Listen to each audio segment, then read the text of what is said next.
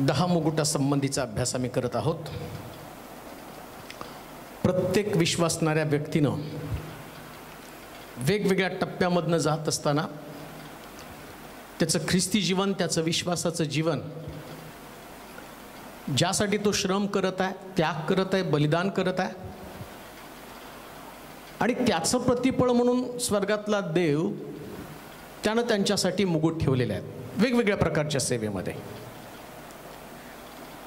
2 मुकुट आम्ही पाहिले, परंतु तिसरा मुकुट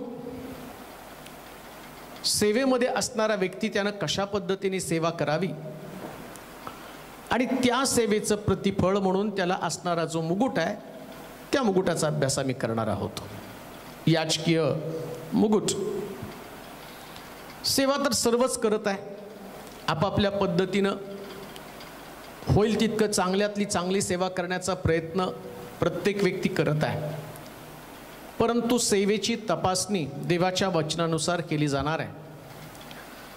आणि सगळ्यात जबाबदारीचं काम कोणतं असेल तर सेवा, कारण ती कोणा व्यक्तीची नव्हे तर जिवंत परमेश्वराची सेवा आम्ही करत आहोत आणि त्या सेवेची तपासणी पवित्र आत्मा रोज करत असतो। एक वचन आपण वाचूया। तिसरा मुकुट, निर्गमाचं पुस्तक, त्याचा 29वा अध्याय आणि त्याची 1 पासून 6 पर्यंतची वचनं। निर्गमाचं पुस्तक, त्याचा 29वा अध्याय आणि त्याची 1 पासून 6 पर्यंतची वचनं।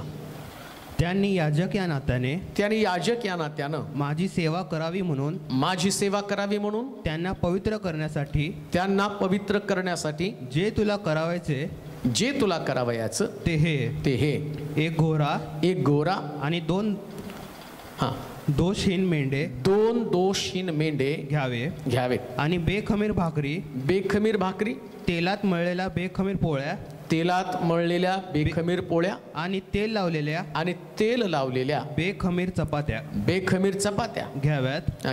या सर्व सपिटाच्या असाव्यात। या सर्व एका टोपलीत घाल आणि तो घोरा व 2 मेंढे यांच्यासहित ती टोपली घेऊन ये। मग अहरोन व त्याचे मुलगे यांना दर्शन मंडपाच्या दारासमोर घेऊन ये व त्यांना आंघोळ घाल आणि ती वस्त्रे घेऊन अहरोनाला त्याचा अंगरखा व एफोदाचा झगा घाल। त्याला एफोद व उरपट बांध आणि एफोदाचा बट्टीदार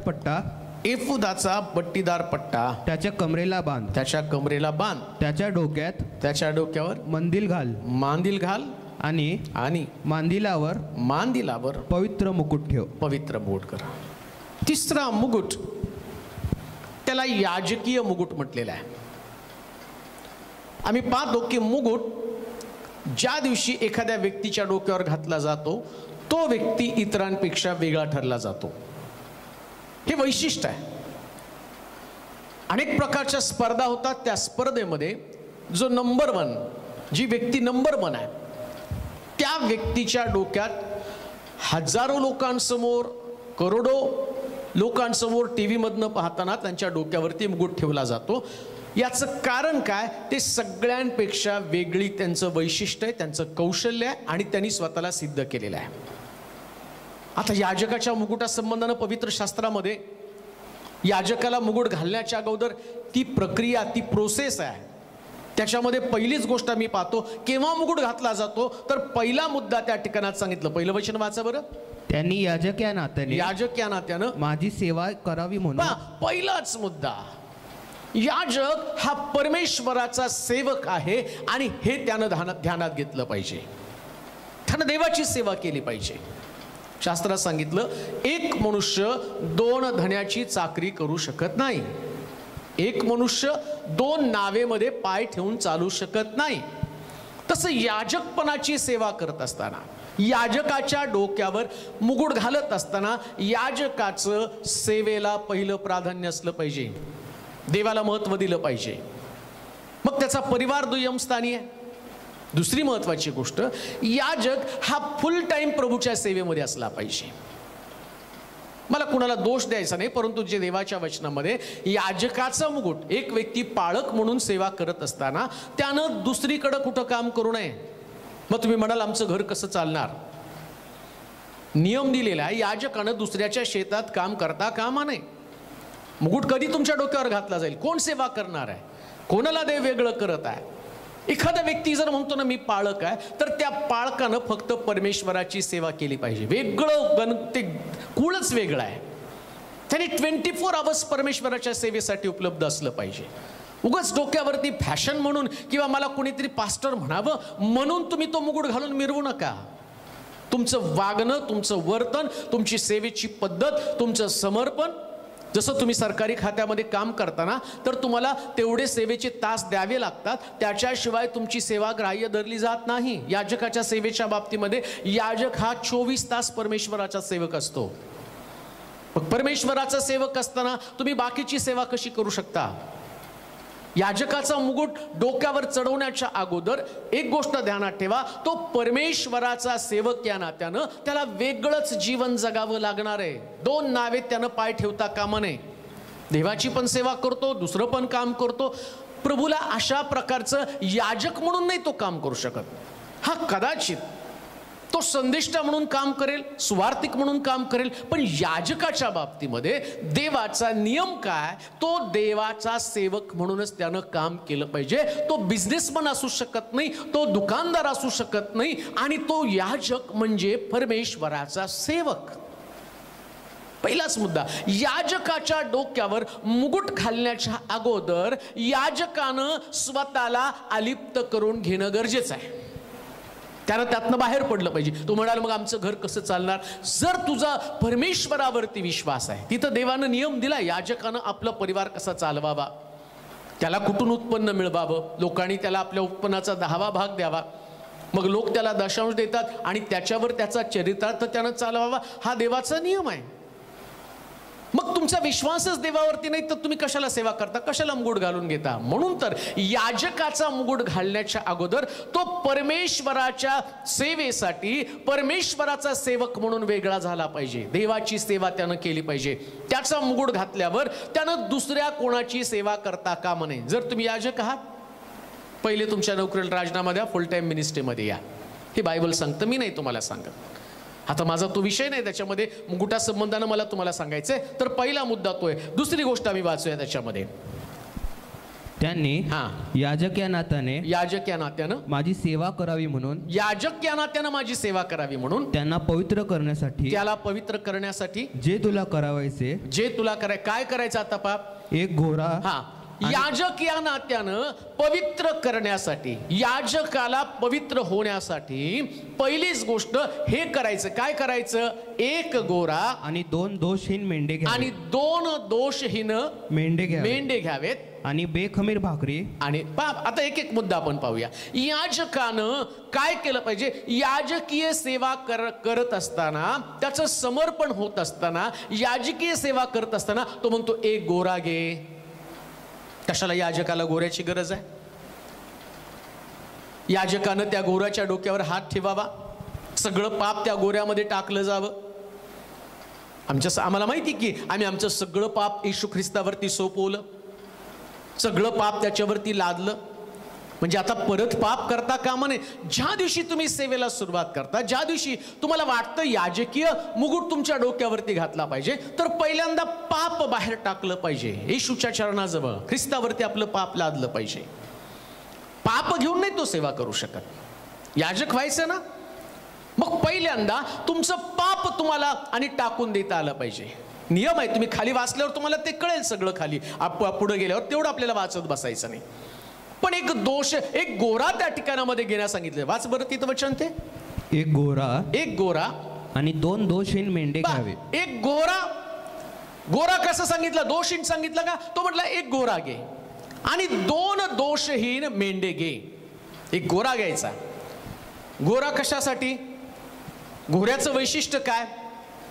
गोरा म्हणजे आम्ही पाहतो की जो पुढे चालून बैल होणार आहे, ज्याच्या खांद्यावरती आणि जू लादलं जाणार आहे, आणि त्यानंतर तो एक जू त्याच्या खांद्यावरती लादून तो मोठं काम करणार आहे. तर तसं सेवक जो आहे, याजक जो आहे ना, त्यानं आपल्या खांद्यावरती जू घ्यावं. पहिली गोष्ट गोऱ्यावरती, आणि गोरा कशाचं दर्शक आहे? प्रभू येशू ख्रिस्ताचं दर्शक आहे. त्याच्यावरती तुम्ही पाप लादलं, आणि प्रभू येशू ख्रिस्त पण काय म्हणतो माहिती का? मी सेवा करून घेण्यासाठी नव्हे तर सेवा करण्यासाठी आलो. तसं गोरा जसं काम करतो, जसं ओझं वाहतो ना, तसं याजकानं ओझं वाहण्यासाठी सिद्ध व्हायला पाहिजे. त्यानं आपलं सगळं त्या गोऱ्यावरती, आपलं पाप टाकल्यावरती आता त्या गोऱ्यातले गुण त्याच्यामध्ये यायला पाहिजे. एकमेकाची देवाणघेवाण. पाप गोऱ्यामध्ये गेलं आणि गोऱ्याचा स्वभाव याजकामध्ये आला. गोऱ्याचा स्वभाव काय? ओझं वाहनं. गोऱ्याचा स्वभाव काय? सेवा करणं. तसं याजकाची क्वालिटी काय? त्यानं सेवा करण्यासाठी सेवक बनावं. सत्ता स्थापन करणारा व्यक्ती बनू नये. कधी कधी म्हणतो मी पाळक आहे, मला सगळ्यांपेक्षा वेगळं पाहिजे. नाही, आम्हाला प्रभू येशू ख्रिस्त स्वतः त्यानं कित्ता घालून दिला. त्यानं शिष्यांचे पाय धुतले. ती नम्रता. सेवेमध्ये ती नम्रता असली पाहिजे, ती सेवा करण्याची वृत्ती असली पाहिजे. नो डाऊट तुम्ही स्वर्गामध्ये देवाचे राजकुमार, राजपुत्र आहात, परंतु प्रभू येशू ख्रिस्त सुद्धा देवाचा पुत्र असताना या पृथ्वी तलावरती त्यानं अनेक सामान्य सेवा केलेल्या आहेत. सामान्यातलं सामान्य काम त्यानं केलं. आपल्या बापाच्या तकाली त्यानं काम केलं. त्याचप्रमाणे मी पाहतो पेत्र म्हटलं तुम्ही गुरु असताना आमचे पाय कसे धुता? कित्ता दाखवण्यासाठी त्यानं ते दाखवून दिलेलं आहे. याजकानं त्या ठिकाणामध्ये गोरा अर्पण करावा असं म्हटलेलं आहे. गोऱ्याचं दुसरं महत्व काय? गोरा हा सगळ्यात ताकदवान असतो प्रियानो. बरेच लोक म्हणतात सेवा करणार, कोणाला सेवा करायची, याचं डोकं काही चालत नाही आणि मग याला सेवेमध्ये घेऊन जा.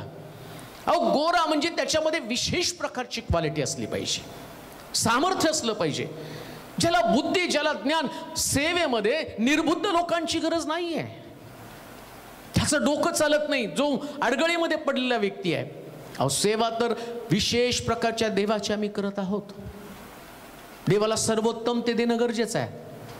एक गोष्ट लक्षात ठेवा, त्या गोऱ्यामध्ये म्हटलंय की तुम्ही नुसता गोरा आणि त्या ठिकाणात घेऊन या. तुमच्यामध्ये काहीतरी विशेष प्रकारची क्वालिटी असेल, मग दोष असणार आहे तुमच्यामध्ये, पण तुमच्यामध्ये एक ताकद आहे, तुमच्यामध्ये समर्पण आहे, सेवा करण्याची वृत्ती आहे. पुन्हा मी तुम्हाला सांगतो, मी असं पण म्हणत नाही की अडाणी व्यक्तींनी सेवाच करू नये, पण मी असं तुम्हाला सांगत आहे की तो अडाणी मग सेवेसाठी वापरलं जावं, ही गोष्ट तुमच्या डोक्यातनं काढून टाका.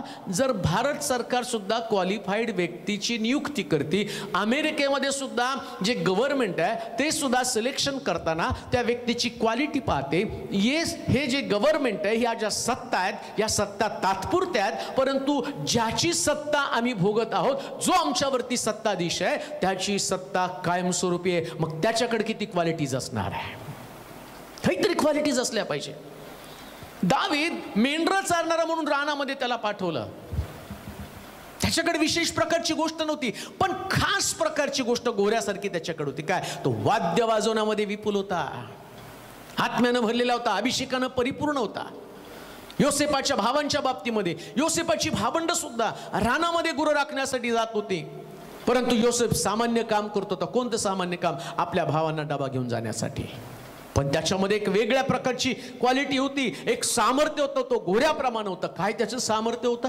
तो दृष्टांत पाहणारा व्यक्ती होता. विजन होतं त्याच्याकडं, जगाकडे आकर्षिला जाणारा नव्हता. दुसरी महत्वाची गोष्ट, एक गोरा घ्यावा आणि 2 दोषहीन मेंढे घ्यावेत. आता मेंढे घेताना म्हटलं दोषहीन मेंढे घ्यायला पाहिजे.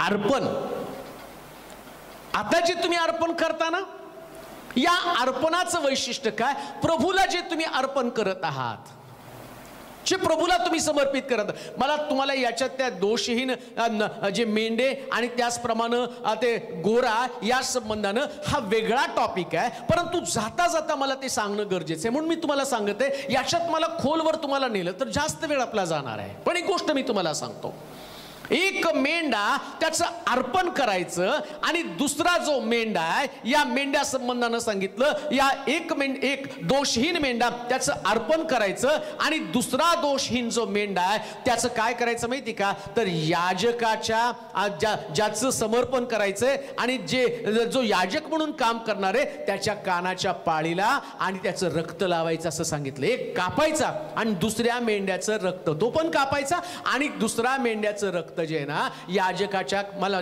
8-9 वचनामध्ये का बघू बरं, कापायचे 2 मेंढे त्यातले एक कापायचे, 9 वचन.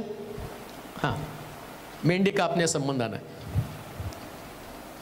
घोड्याचे काही रक्त घेऊन. हां, मेंढ्याचे 2 मेंढे खाली, त्याच्या पुढे किती वचन आहे? 12. हां, 12 वचन.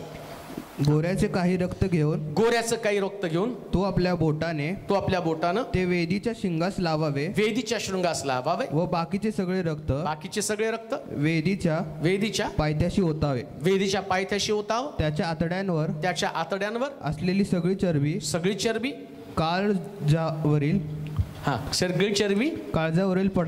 काळजावरील पडदा, दोन्ही गुर्दे व त्याच्यावरील सर्व चरबी, त्याच्यावरील सगळी चरबी घेऊन त्याच्या वेदीवर होम करावा. त्याच्या वेदीवर पहा, या गोऱ्या संबंधाने मी पाहिलं की ती ताकद आहे.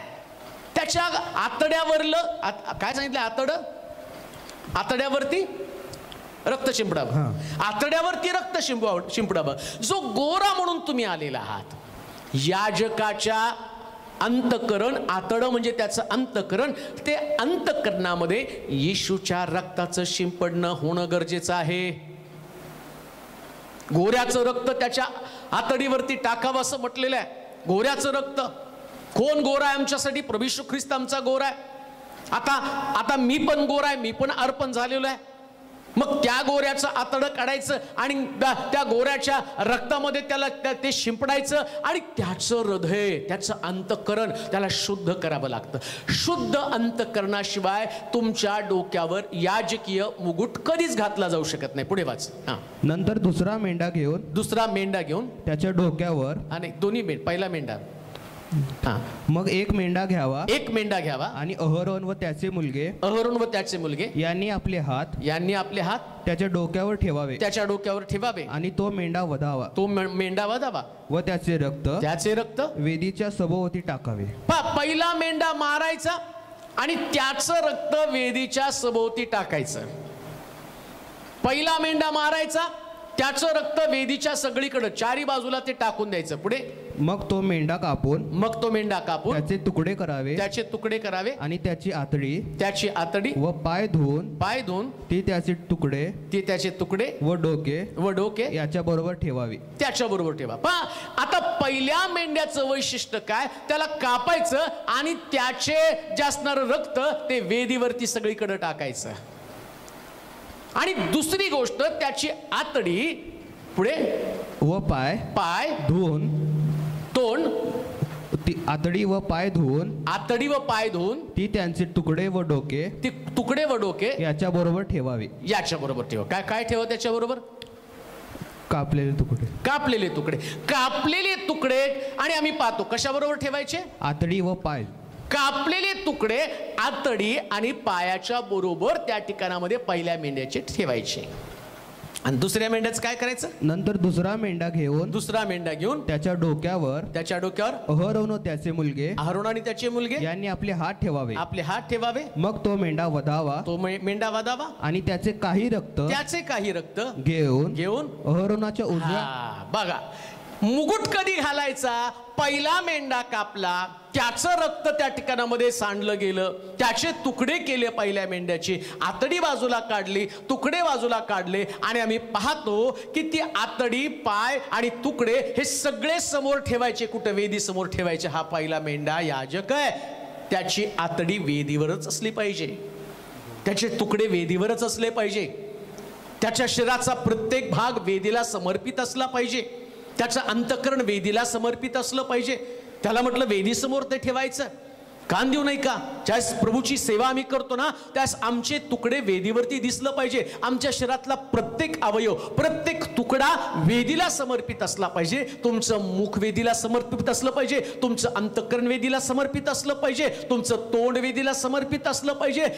असं नाही याजकानं याजकीय सेवा केली आणि बाहेर गेला आणि जगाला तोंड समर्पित केलं, बाहेर जाऊन आपलं अंतःकरण दुसऱ्याला समर्पित केलं. तो कधीच प्रभूची सेवा करू शकत नाही.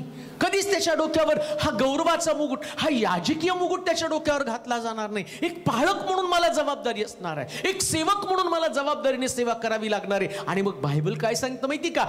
दुसरा जो असणारा मेंढा त्याला कापा आणि कापल्यावर या दुसऱ्या मेंढ्याचं रक्त अहोरोनाच्या उजव्या म्हणजे याजकांच्या उजव्या कानाच्या शेंड्याला व त्याच्या मुलांच्या उजव्या कानाच्या शेंड्याला आणि त्यांच्या उजव्या हाताच्या व उजव्या पायाच्या अंगठ्यांना लावावे.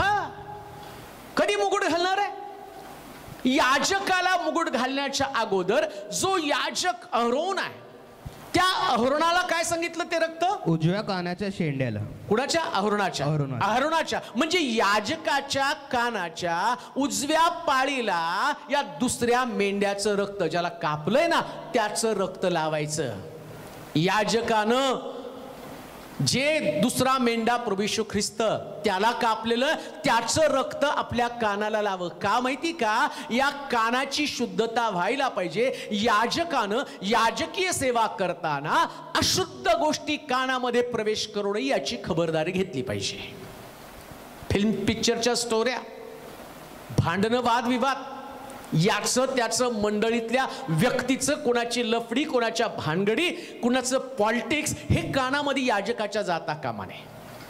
प्रभू येशू ख्रिस्ताचं रक्त जर कानाला लावलं ना तर याच्यात फक्त शुद्धता. दुसऱ्या भाषेमध्ये आम्ही पाहतो शमूएलाला एली याजकाच्या जागेवरती आणि नियुक्त करण्याचं कारण का? याचा याजकीय मुकुट काढून त्या शमूएलाच्या डोक्यावरती चढवण्याचं कारण काय माहिती का? शास्त्र सांगतं आता एली याजक परमेश्वर बोलत असताना सुद्धा शमूएला हा शब्द ऐकल्यावर एली याजक शमूएलाला काय म्हणतो माहिती का? देव तुझ्याशी बोलत आहे. आता जर परत बोलला ना तर म्हण, बोल प्रभू तुझा दास ऐकत आहे. याचं कारण काय माहिती का? एली आता देवाचं ऐकण्यासाठी तयार नव्हता. त्याचे कान आता ऐकण्यासाठी, देवाची वाणी ऐकण्यासाठी तयार नाही. याजक जर देवाचं ऐकण्यासाठी तयार नसेल तर त्याच्या डोक्यावर कधीच असणारा त्याचा तो परमेश्वरानं दिलेला मुकुट त्याच्या डोक्यावरती घातला जाणार नाही. मुकुट म्हणजे गौरव आहे. तुम्हाला वाटतं सगळ्यांपेक्षा वेगळी सेवा असावी? मग इकडचं तिकडचं ऐकायचं बंद करा. गौरवाचा मुकुट तुम्हाला पाहिजे? मग प्रभू पवित्र आत्म्याची वाणी याजकाच्या कानावर पडली पाहिजे. पवित्र आत्म्याची वाणी ऐकली पाहिजे. देव बोलतो ते ऐकलं पाहिजे. मग आता याजका संबंधानं तसं सांगितलं. मग त्याच्यामध्ये असं म्हटलं याजकाची अहरोनाची जी मुलं आहेत त्या मुलांसंबंधानं काय? त्यांच्या मुलांच्या उजव्या कानाच्या शेंड्याला आणि त्यांच्या उजव्या हाताच्या व उजव्या पायाच्या अंगठ्यांना लावावे. आता याजकाला तर कानाला लावायला लावलं. मुलांसंबंधानं काय म्हटलं? मुलं म्हणजे मंडळीमध्ये तारण पावलेली त्याची लेकरं, ज्याला त्यांनी आत्मिक जन्म दिलेला. कोणाच्या डोक्यावरती मुकुट घालणार आहे? याजकीय मुकुट कोणाच्या डोक्यावर घालणार आहे? मंडळीमधल्या प्रत्येक व्यक्तीला याजकानं तीच क्रिया केलेली आहे, तसं शिकवलेलं आहे. ऐकीव कानाचं असू नका. त्यांनी सुद्धा एकमेकाचं ऐकू नये, पवित्र आत्म्याचं ऐकलं पाहिजे. हे काय बोलतात, ते काय बोलतात, याच्या संबंधानं त्याच्या संबंधीची चर्चा. धन्य तो पुरुष जो दुर्जनांच्या मसलतीने चालत नाही, पापी जनांच्या मार्गात पाऊल घालत नाही, धर्मनिंदकाच्या बैठकीत बसत नाही, अहोरात्र परमेश्वराच्या शास्त्राचं मनन करतो. काय तुम्ही ऐकत आहात? तुमच्या आत्मिक लेकरांना तसंच शिकवा. त्यांच्या उजव्या हाताला त्या असणारे ह्याचं मेंढ्याचं रक्त लावा, त्यांच्या पायाला मेंढ्याचं रक्त लावा. कधी याजकीय मुकुट घातला जाईल? अजून तोपर्यंत नाही, जोपर्यंत याजकाच्या लेकरांना आणि अरुणाच्या मुलाच्या त्यांच्या कानाच्या पाळीला आणि त्यांच्या बोटाच्या हाताला आणि त्यांच्या पायाला, त्याच्या उजव्या पायाच्या बोटाला रक्त लावत नाही तोपर्यंत ती प्रोसेस होऊ शकत नाही. हात शुद्ध व्हायला पाहिजे, पाय शुद्ध व्हायला पाहिजे. सेवा करणारे याजकानं ज्यांना सेवेसाठी बोलवलं त्याची जी लेकरं आहेत, स्टेजवरची लेकरं आहेत, त्या स्टेजवरच्या लेकरांच्या हाताला रक्त लागलं पाहिजे. त्यांचे हात पाप करण्यासाठी बाहेर पडता कामा नये. त्या याजकांच्या लेकरांनी आणि याजक ज्यांना पुन्हा सेवेसाठी नियुक्त करत आहे, जसं अहरोनाची मुलं आता सेवेसाठी नियुक्त होणार आहेत, अहरोनाला मुकुट त्यावेळेस मिळणार आहे, त्या लेकरांना मुकुट तेव्हा मिळणार आहे, त्यांची सेवेला समर्पण तेव्हा होणार आहे, त्यास त्यांचे हात शुद्ध असणार आहे. त्यांच्या हातामध्ये आणि कुठल्या अश्लील गोष्टी असता कामा नये, त्यांच्या हातामध्ये कुठल्या घाणेरड्या गोष्टी त्यांचे हात त्याच्यासाठी समर्पित असता कामा नये. त्यांचे पाय जसे मंदिरामध्ये आल्यावर जसं आहेत तसंच बाहेर पण त्यांचं जीवन तेवढं समर्पित असतं. असलं पाहिजे. पुढे काय म्हटलंय वाचूया, बऱ्याचशा गोष्टी, पण त्याच्या पलीकडचं अजून आपल्याला काही करणं. 4थं वचनामध्ये आम्ही वाचूया, नाही 3ऱ्या वचनामध्ये, त्याच वचनामध्ये वाचूया. या सर्व एका टोपलीत घाल, एका टोपलीत घाल, आणि तो गोरा व 2 मेंढे यांच्या सहित ती टोपली घेऊन ये, यांच्या सहित ती टोपली घेऊन ये. मग अहरोन व त्याचे मुलगे यांना दर्शन मंडपाच्या दारासमोर घेऊन ये, दर्शन मंडपाच्या दारासमोर घेऊन ये व त्यांना आंघोळ घाल. आता त्यानं काय केलं पाहिजे माहिती का? त्यानं बेखमीर भाकरी, बरोबर लिहिले का? बेखमीर भाकरी आणि तेलात मळलेल्या बेखमीर पोळ्या. बेखमीर भाकरी म्हणजे पाप विरहित जीवन. भाकर आहे पाप विरहित जीवन. प्रभू येशू ख्रिस्त म्हणतो स्वर्गातनं उतरलेली भाकर मीच आहे. ती बेखमीर भाकर आहे. प्रभू येशू ख्रिस्त आणि बेखमीर भाकर आहे. आता आमच्या टोपलीमध्ये, आमच्या सेवेमध्ये प्रभू येशू ख्रिस्त असणं गरजेचं आहे. याजकाच्या सेवेमध्ये प्रभू येशू ख्रिस्त असणं गरजेचं आहे. ती बेखमीर भाकर, भाजलेली भाकर आहे. आणि दुसरी गोष्ट त्याच्यामध्ये म्हटलं, बेखमीर भाकर आणि तेलात मळलेल्या पोळ्या. कोण तेलात? प्रभू येशू ख्रिस्त तर आमच्यामध्ये आहेत. ख्रिस्ताला तर मी आमच्या सेवेचा आदर्श मानलेला. त्याचप्रमाणे तेलात मळलेल्या बेखमीर पोळ्या म्हणजे येशूचे 12 निवडलेले शिष्य, जे निवडलेले शिष्य नाही म्हणू शकत, एक त्यातला गेला. पण ज्या मळलेल्या पोळ्या 120 लोक माडीवरती एकत्र जमल्यावर जो पवित्र आत्मा त्यांच्यावरती उतरून आला आणि त्या पोळ्यात त्या प्रेषितीय शिक्षण त्याला म्हटलेले, या शिक्षणाचं आणि महत्व तुमच्या मिनिस्ट्रीमध्ये, तुमच्या सेवेमध्ये असलं पाहिजे. आणि प्रेषितीय शिक्षण तुमच्यामध्ये असलं पाहिजे. याजकानं प्रेषितीय शिक्षणाचा अंगीकार केला पाहिजे. या असणाऱ्या बेखमीर चपात्या किंवा त्या पोळ्या त्याला म्हटलेले, त्या तेलामध्येच मळलेल्या असल्या पाहिजे. शिष्य तेलामध्येच मळलेले असले पाहिजे. ते शिक्षण आहे. तुमचे शिष्य मंडळीमध्ये तुम्ही ज्याला शिक्षण देत आहात ते प्रत्येक व्यक्ती पवित्र आत्म्यानं भरलाच पाहिजे. पवित्र आत्म्याचा अभिषेक त्याच्यामध्ये असलाच पाहिजे. जर याजकीय सेवेचा मुकुट तुमच्या डोक्यावरती घालणं आणि त्याचं महत्त्व जर तुम्हाला असेल तर मंडळीमधल्या प्रत्येक व्यक्तीसाठी पवित्र आत्मा ही त्याची गरज आहे. आणि ती गरज जाणून याजकानं त्याच्यासाठी समर्पित व्हावं. याजकानं प्रत्येकासाठी पवित्र आत्म्याचा अभिषेक यावा, याच्यासाठी त्यानं मेहनत घेतली पाहिजे. आणखीन पुढे वाचूया 4थ्या वचनामध्ये.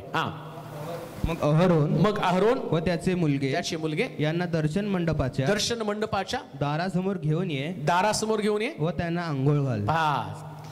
चौथी गोष्ट, मुकुट घालण्याच्या अगोदर याजकाची दर्शन मंडपासमोर आंघोळ झाली पाहिजे. आता अरुणाच्या मुलांना तिथं त्यांच्या डोक्यावरती मुकुट घालणार आहे, त्यांची आंघोळ व्हायला पाहिजे.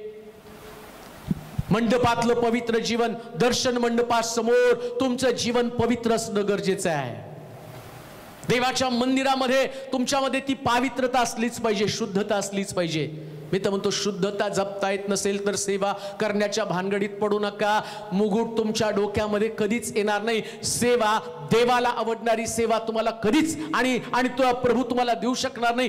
तुम्ही सेवा करता ती देवाला पसंत पडणारी सेवा असावी. अरुणाच्या मुलांनी आणि दर्शन मंडपासमोर आंघोळ करावी. पावित्र्यतेने त्यांचं जपावं.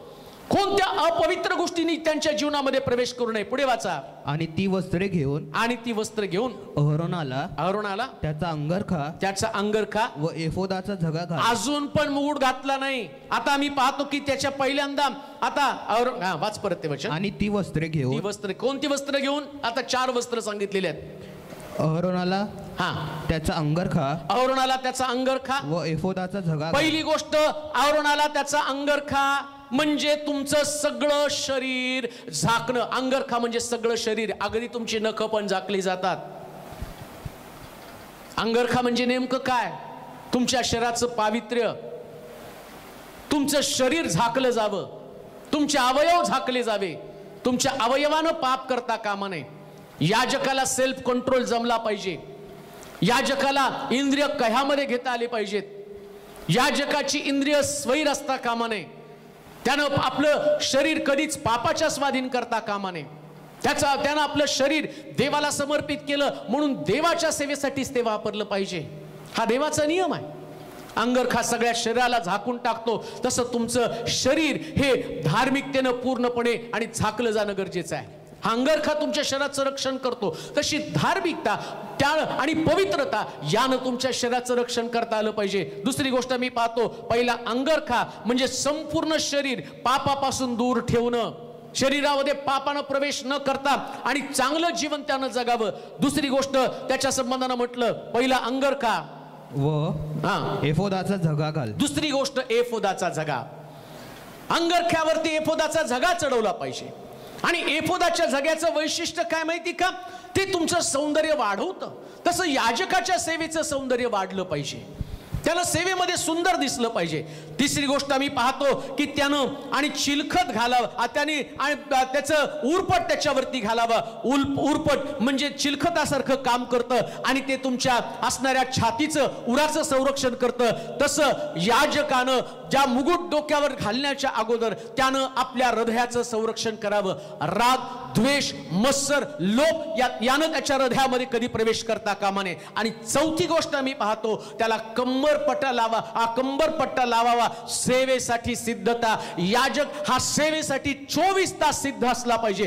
कोणत्याही परिस्थितीमध्ये त्यानं सेवेसाठी लंगडी सबब सांगता कामा नये. आणि सगळ्यात महत्वाची 6वी गोष्ट आम्ही वाचणार आहोत, त्याच्या डोक्यात मांदिल घाल आणि मांदिलावरून पवित्र मुकुट. आणि मग म्हटलं आता मुकुट घाल. हे सगळं घातल्यावर आधी पाया मग कळस, हा सगळा पाया, हे फाउंडेशन. आणि मग तो म्हणतो डोक्यावरती मांदिल घाल. मांदिल म्हणजे एक टोपी आहे आणि त्या टोपीवरती मुकुट घालायचा. म्हणजे तुमचं डोकं झाकण्यासाठी असणारी टोपी, तो मांदिल. याजकाचं डोकं झाकलं पाहिजे. याजकाच्या डोक्यामध्ये दुष्ट विचार येता कामा नये, व्यभिचाराचं पातक घडता कामा नये, द्वेषाचं, राजकारणाचं डोकं त्याचं असता कामा नये. त्याचं डोकं पवित्र असलं पाहिजे. त्याच्या डोक्यामध्ये आणि पैसा असता कामा नये, त्याच्या डोक्यामध्ये व्यवहार असता कामा नये, त्याच्या डोक्यामध्ये कोणाविषयी द्वेष भावना असता कामा नये, त्याच्या डोक्यात कोणाविषयी मत्सर असता कामा नये. आणि मग तो मांदिल घातल्यावर तो म्हणतो आता त्याच्या डोक्यावरती मुकुट घाल. याजकाला तेव्हा मुकुट मिळतो. या मुकुटाचा भागीदारी कोण याजक असेल ज्याच्यामध्ये या सगळ्या क्वालिटीज असतील. माझी इच्छा एकच आहे, ऐकणाऱ्या प्रत्येक व्यक्तीला देवानं या चाकोरीमधनं ठेवावं आणि त्यांना सेवेमध्ये वाढवावं. आपण प्रार्थना करू. हे सर्व समर्थ देवा, तुझी स्तुती करतो, तुझे आभार मानतो, मनापासून तुला गौरव करतो. याजकीय सेवेचा मुकुट हा एक गौरवी मुकुट आहे. त्या सेवेसाठी मी स्वतः एक याजक या नात्याने तुझ्या समोर येत आहे. माझ्यातल्या सगळ्या कमतरता, कमी पण तू काढून टाक. तुझ्या सेवेसाठी लागणारी सिद्धता माझ्यामध्ये यावी आणि ऐकणाऱ्या प्रत्येकामध्ये त्यानं यावी. कोणी व्यक्ती तुझ्या वचनाच्या बाहेर जाऊन त्यांनी सेवा करू नये, कारण सेवेसाठी तुझं वचन सर्वोत्तम मार्गदर्शन आहे आणि त्याच मार्गदर्शनानं त्यांना चालव. तुझी सेवा एक गौरवी सेवा ठरली जाऊ दे. ती जगाची नाही तर सर्वसमर्थ देवाची सेवा आहे. आणि ती करण्यासाठी लागणाऱ्या सगळ्या कसोटीमधनं त्यांना घेऊन जाऊन पवित्र आत्म्याचं मार्गदर्शन त्यांना दे. येशूच्या नावात मागतो म्हणून तो ऐक. आमेन.